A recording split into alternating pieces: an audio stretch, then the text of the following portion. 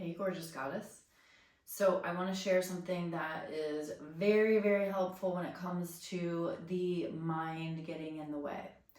And it's really about how do you know what to actually listen to? How do you know what to actually capture as the mind is constantly going to be moving? It's not just going to stop thinking.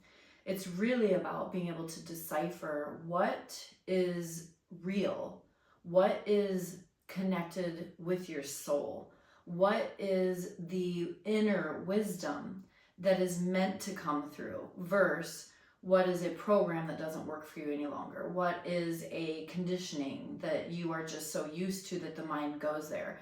What is it that is playing on repeat, the loop that doesn't tend to stop unless you interrupt it? And so I like to look at this as two different, almost like beings within me. So we have Lil.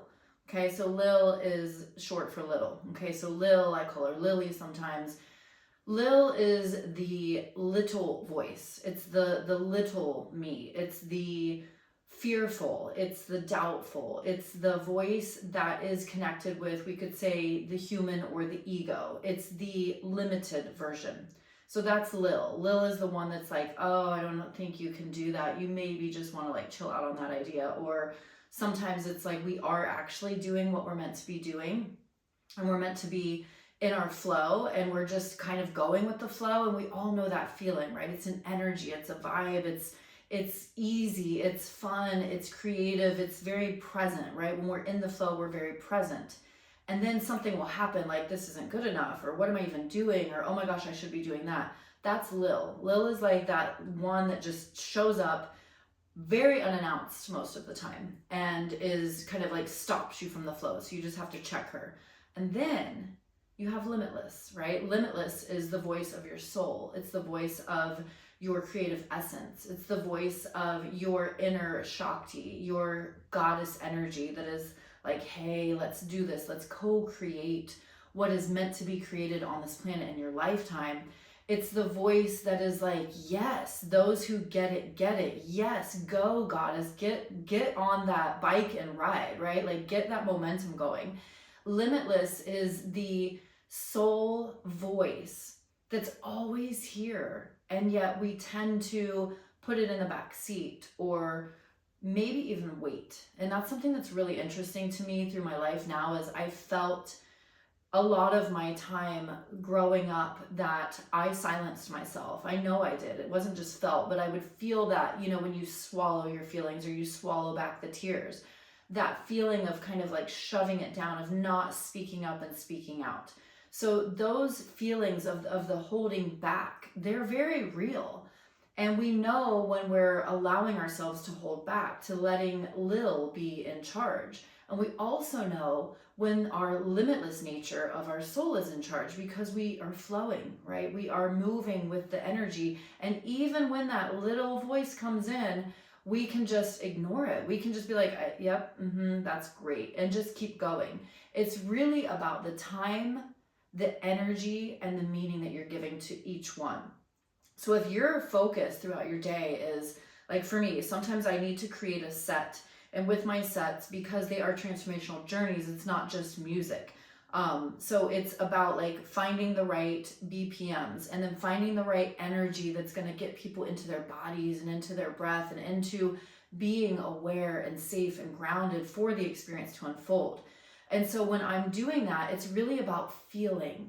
And this isn't something where when we're in creative mode, we have to figure it out, right? The figuring it out, that's all here, right? That's all Lil. The feeling into it, and I say that it is intentional truth. It's your intentional truth. So when we feel into it, we are in that flow, right? We're letting ourselves create. We're letting ourselves, you know, whatever the time and the spaces that we're in, that we're doing, we're a part of it, and it's a part of us. It's not separate. It's not figuring it out. It's not logical. It's not analytical. It's not fear-based. It's not doubt-based. It's not who's even going to get this, and is this absolutely stupid and the worst idea ever. It's the soul, right? The soul flow, that limitless nature, that is always in here. And yet we tend to, again, put it on the back burner, push it to the side, feel like we're waiting for the right time. Well, let me tell you, you have no clue how much time you have on this planet. I mean, not like any kind of like duh, aha, epiphany. It's just the reality that we have no idea how much time we have here. And with that knowing, why would we not follow our inner rhythm, follow our soul, follow the flow, follow the spark? Let those beautiful energies of the limitless nature that we are, that can co-create, that can bring anything to life, that is capable beyond what we believe we are, that is immeasurable. Our power that we hold is immeasurable. So why would we give the time and the energy and the meaning to the little voice that maybe served at one time and maybe did keep you safe and maybe was a part of your journey for a reason and for that purpose, yet is no longer in the same space that you are in? You don't really stay in the same spaces of the people and of the ways that you used to if you're growing. And it's really important to think about this in terms of not just in the present moment of what you're listening to, what you're taking in, and that means also consuming, right? When we consume, this isn't just eating food. We are consuming information. We are consuming thoughts. We are consuming ideas. We are consuming other people's energy sometimes. We are consuming sometimes opinions outside of ourselves. So that consumption really is important. And it's the same with those that you surround yourself with, right? So if you were in a space, in a place where your growth maybe was stunted at one time and you just were a product of your environment, when you start shifting into what you're creating, who you're becoming, what you are allowing, changing your standards, those same spaces and places with the same people and the same energy are not going to work anymore. And it's the same with those voices. So you've got Lil and you've got Limitless. And each moment of every day is a chance to tune in to whichever one you choose. So this is your reminder for today. When Lil comes in, you know it because it's going to be head-based. It's going to be maybe anxious-based. It's going to feel like scattered energy sometimes. It's going to feel like needing to figure it out. And that's what you then say, wait. That's Lil. I'm not listening to Lil. I'm going over here. The Limitless. And then you get to shift. What is that voice going to say instead of like, what if nobody gets this? Oh, actually, I don't really give a shit if everybody gets this. I want those who are meant to get this, not just to get it, but they're going to love it. They're going to be pulled to it. They're going to be magnetized by it, right? So it's just those little shifts that can make a massive impact on every single day of your life to moving to your own rhythm. Remember, the world needs you, as fully of you as possible. Not a diluted version, not the you that you used to be, that still was allowing negativity to run your world, but the truest, highest form of you in your purest self-expression.